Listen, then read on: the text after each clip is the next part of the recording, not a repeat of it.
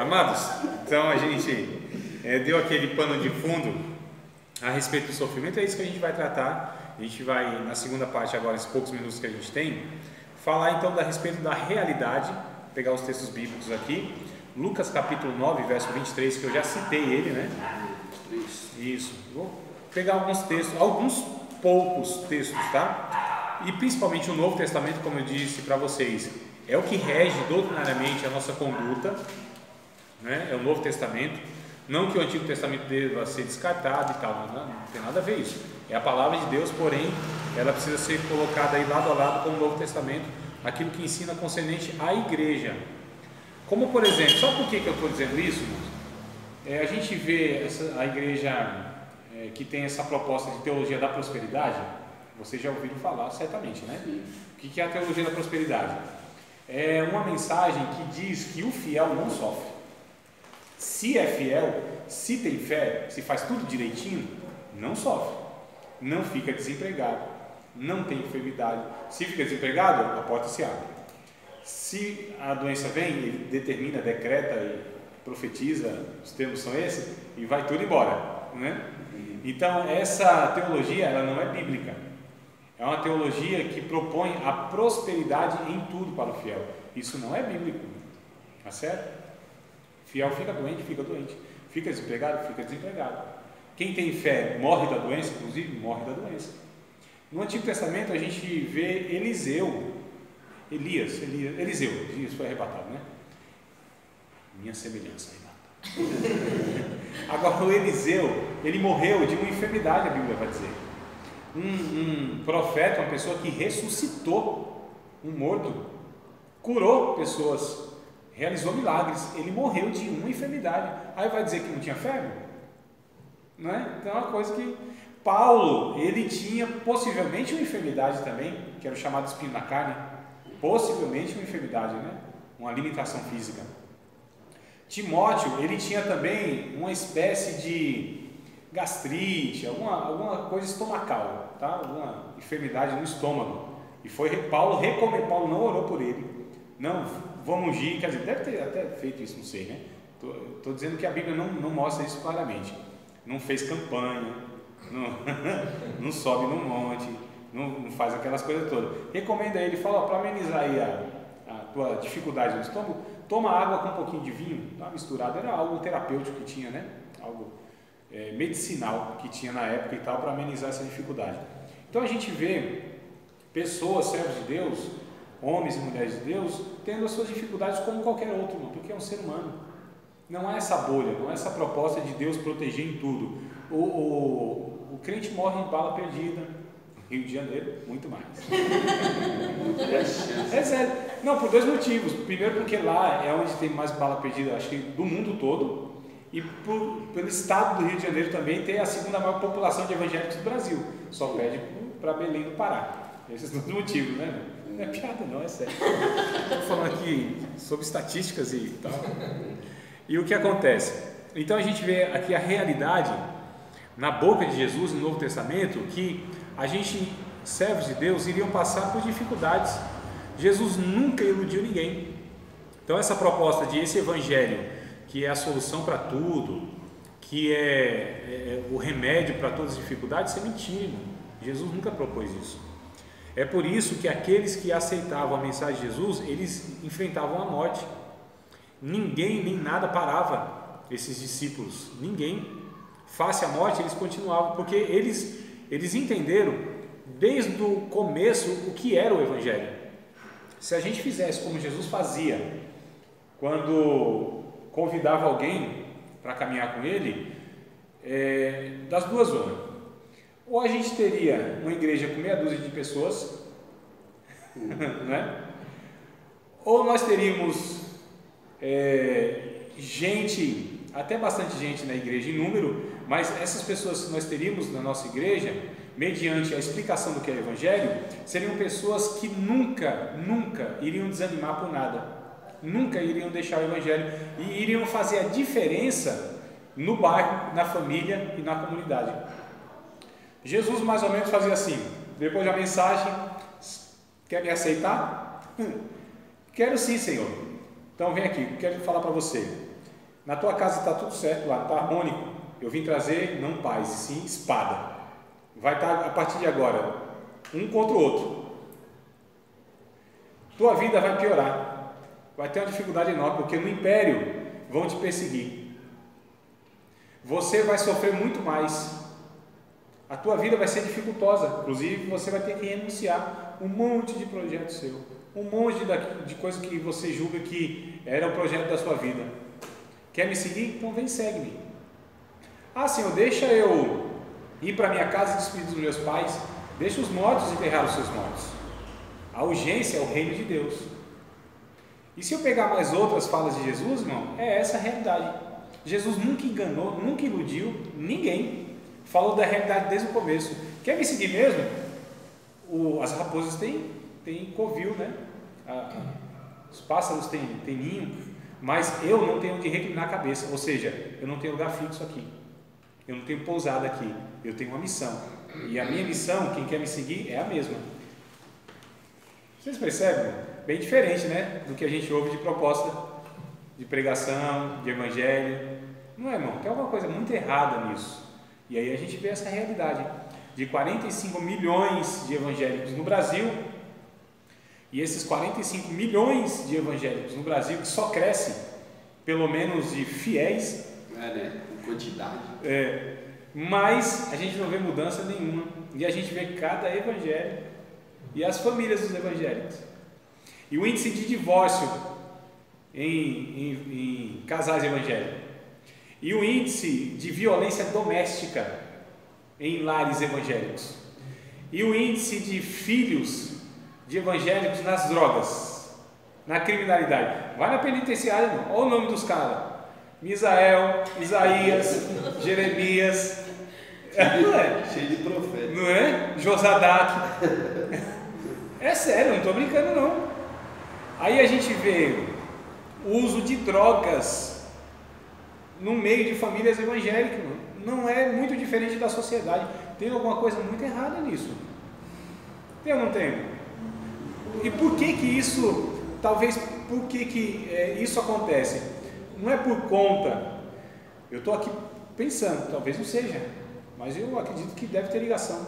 Não é por conta de que as pessoas que se denominam cristãs, às vezes não são, de fato não tiveram aquela transformação e não sabem lidar. Porque assim, por exemplo, se eu abraço um evangelho que vai me favorecer em tudo, vai me livrar de tudo, vai me safar de tudo, aí torna-se um crente safado, né? Não é? Que negocia com caráter. Não é um crente safado? Quer se safar dos prejuízos financeiros, comerciais. Não é? Não tem essas? Não tem? Então, um crente safado, porque ele quer se safar de tudo. Então, se esse evangelho me favorece em tudo e eu vejo que tem coisas que não vai me favorecer, o que eu faço?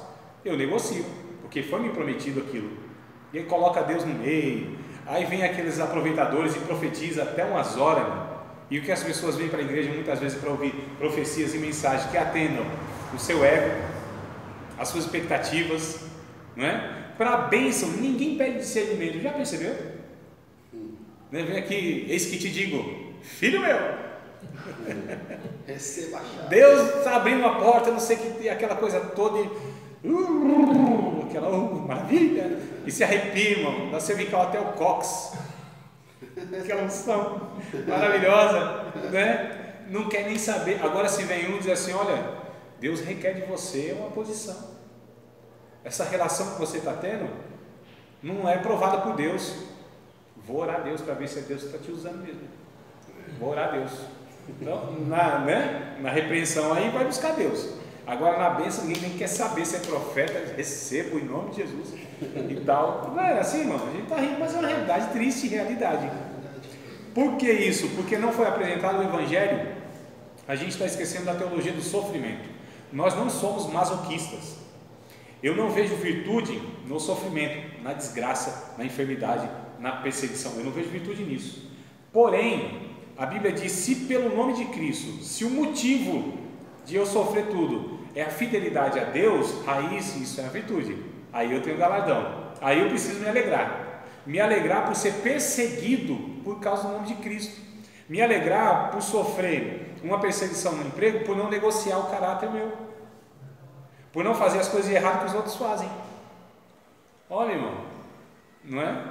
E aí tem várias situações, e o que me preocupa é quando o crente quer justificar o seu erro. Um irmão, ele trabalha na Secretaria de Segurança Pública, é assim que deve falar, né? Não pode falar, é policial, é PM, Papa Mike, aí lascou. E aí, ele disse um dia para mim assim, bom, tem lá os acertos que faz, né? Que geralmente tem dois que andam, né? Na viatura e tal. E se um recebe propina, o outro divide, né? Divide a migalhinha lá, o pãozinho, metade uma banda para uma banda para outra. E ele, sendo cristão, deveria, no mínimo, achar isso errado. Denunciar, a gente poderia trabalhar essa questão em outra ocasião, denunciar. Mas aceitar, aí eu acho um negócio complicado. E justificar ainda porque tem família, aí piorou. Não é? Quando a gente quer justificar o nosso pecado, irmãos, esse negócio é perigoso, hein? Não há limite para isso. A gente justifica isso aqui, justifica aquilo outro, aí vai negociando com um caráter nosso. Aí a Bíblia diz um texto que eu fico preocupado, cuidado, para que a luz que há em ti não se torne trevas, porque quão grande serão essas trevas? Percebe?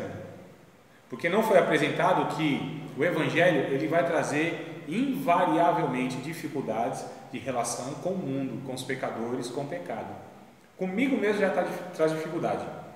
Comigo.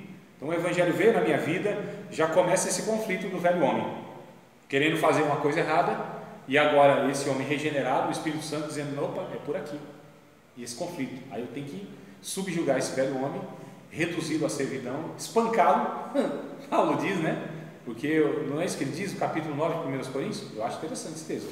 Verso 24, 25, 26, 27. Eu acho interessante, gente. Eu, quando combato, eu não combato como uma pessoa que bate no ar. Eu acho interessante porque ele usa, né, dessa figura do atleta para falar dos seus objetivos, da sua renúncia. Irmãos, todo atleta, ele renuncia a prazeres. Todo atleta, ele tem uma disciplina enorme. As pessoas não são assim, o Pelé. A gente vai ler o texto aí, tá? Eu enrolo, mas a gente depois volta pro texto. O Pelé, ele fala, nossa, o cara foi um gênio, não foi? Até hoje, né? Pelé é tido como o maior atleta, o maior jogador e o maior atleta do século e tal. Só que o pai dele, ele conta isso, né? O pai dele fazia, depois do treino e todo mundo indo embora, ele ficava lá 2 horas, cabeceando a bola de olho aberto. E quase nenhum jogador faz isso, só perceber. Vai cabecear, fecha o olho. É uma reação até, né? De proteção. Ele não. E o Pelé, ele cabeceava como poucos. E atacante tem habilidade no pé, mas tal. Então ele treinava. Ele era gênio? Era. Só que ele tinha uma disciplina, uma dedicação. O Neymar, menino, é tremendo, né? Rapaz. O Daniel Alves, eu ouvi uma entrevista dele há pouco tempo atrás.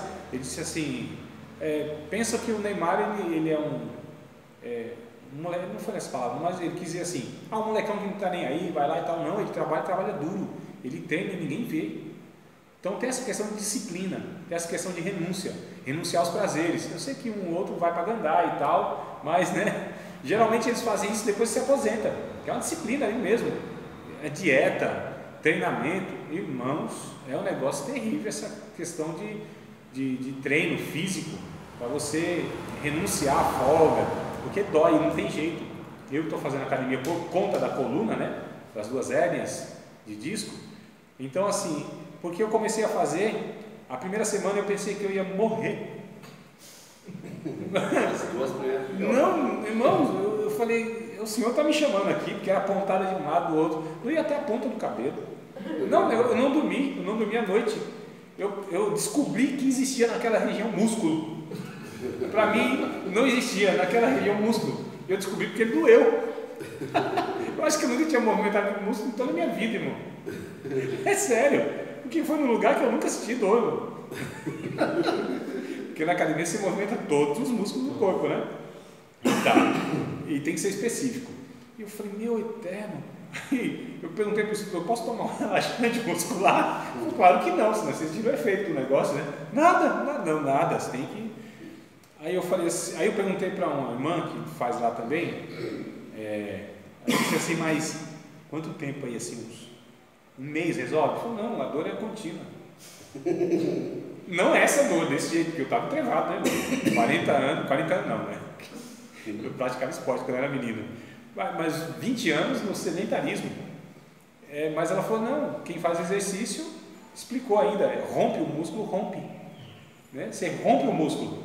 Nesse romper é que as fibras elas vão se reconstruindo e o músculo cresce. Mas você rompe o músculo, dói todo dia.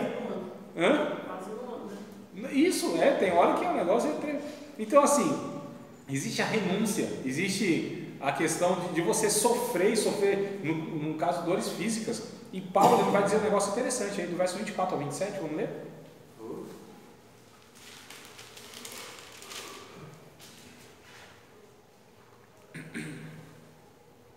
Alguém pode ler, todo mundo junto assim atrapalha. Pode ler, Joré. Não sabeis vós que os que correm no estádio, todos, na verdade, correm, mas um só leva o prêmio. Correi de tal maneira que o alcanceis. E todo aquele que luta de tudo se abstém. Eles o fazem para alcançar uma coroa corruptível, nós, porém, uma incorruptível. Pois eu assim corro, não como uma coisa incerta, assim combato, não como batendo no ar. Antes subjugo o meu corpo e o reduzo à servidão, para que pregando aos outros, eu mesmo não venha de alguma maneira a ficar reprovado. Eu subjugo o meu corpo, eu esmurro o meu corpo e eu reduzo à servidão. E ele vai dizer da disciplina, da renúncia, ele compara o atleta. Então Paulo, ele coloca, irmãos, e Paulo sofreu até umas horas. Semana que vem eu vou trazer uma lista. Não é que eu vou trazer a lista, está escrito na Bíblia, né? Mas eu vou ler a lista lá dos sofrimentos de Paulo. Paulo fisicamente sofreu mais do que Jesus, irmãos. Então vamos trazer uma lista lá, vocês vão ficar, vai ter dó de Paulo. É sério, o negócio não é brincadeira. Jesus foi açoitado uma vez, ele foi 3. O açoite, eu vou explicar como que era o açoite naquele tempo, tá certo? Ele não passou pela crucificação, lógico, a crucificação era algo totalmente cruel, né? Mas assim, se a gente pega os sofrimentos ao longo da vida, Jesus sofreu naquele dia, aqueles 2 dias, a questão física. A crucificação é um negócio horrendo também. Mas eu digo assim, o prolongamento desse sofrimento, inclusive físico, de Paulo foi muito maior do que Jesus. Foram algumas décadas, pelo menos uns 40 anos aí, que me lembro agora da sua carreira de fé. E Paulo sofreu desde o primeiro dia, irmãos. Desde o primeiro dia. E a profecia, e a bênção, e a promessa que Jeová fez para ele foi: meu filho, eu vou te mostrar o quanto você vai sofrer, padecer. Você é um vaso escolhido para sofrer pelo meu nome. Essa foi a promessa. Já pensou? O dia que Jesus chama a gente para o Evangelho, fala assim: meu filho, eu te amo, eu estou te escolhendo para que você seja um mártir meu. Porque na verdade essa é a promessa para todos os cristãos, não é? Atos 1:8, o que diz? E recebereis poder pentecostal, vem nos derramar. A gente cantava isso aí, né? Poder, recebereis poder, virtude do Espírito Santo, e semeis minhas testemunhas, Jesus disse. O que é ali no termo original grego? Mártir. Sereis meus mártires. Literalmente é isso que Jesus disse. Vocês receberão poder para ser mártir. O ápice da carreira, da vida cristã, para os nossos irmãos do começo, era ser levado como mártir.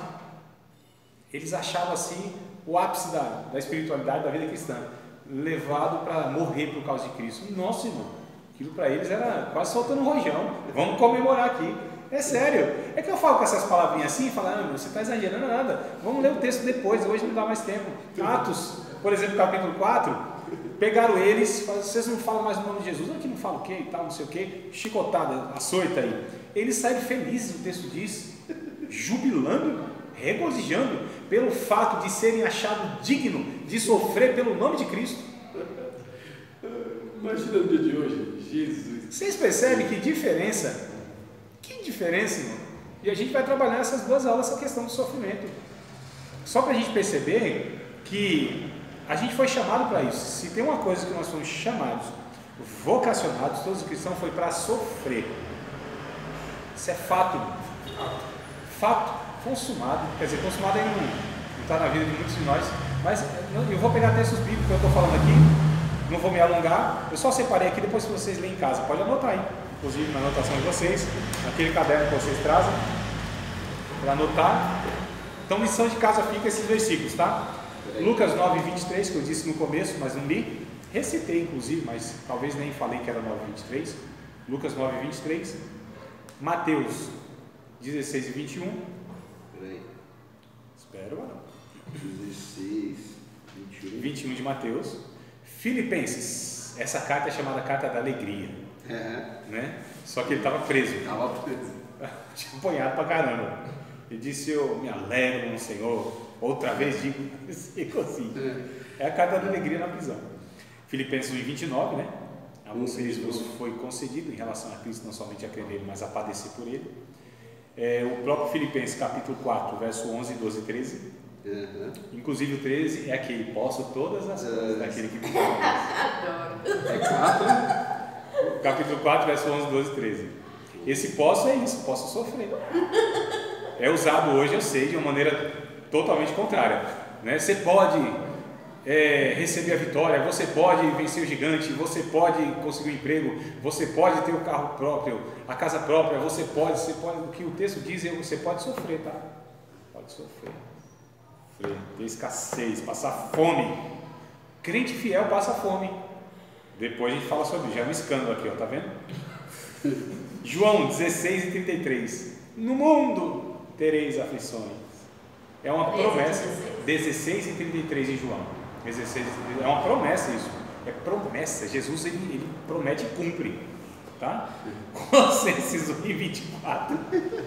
Colossenses 1 e 24. Depois dessa aula aqui, se vocês voltarem na próxima, você já sabe. Eu creio que vocês de fato estão entendendo o negócio. Olha, ninguém falta na próxima aula, hein? Tá bom, irmão? Depois vocês leem um por um. E esses são apenas alguns poucos de muitos versículos que nós vamos ler, refletir e comparar com a realidade do Novo Testamento, inclusive. Só se eu pegar do Antigo Testamento mais ainda e o livro de Jó, meu Deus do céu, a gente fala Eterno Pai. Tudo bem, amados? Então, por hoje, nessa aula introdutória, a gente fica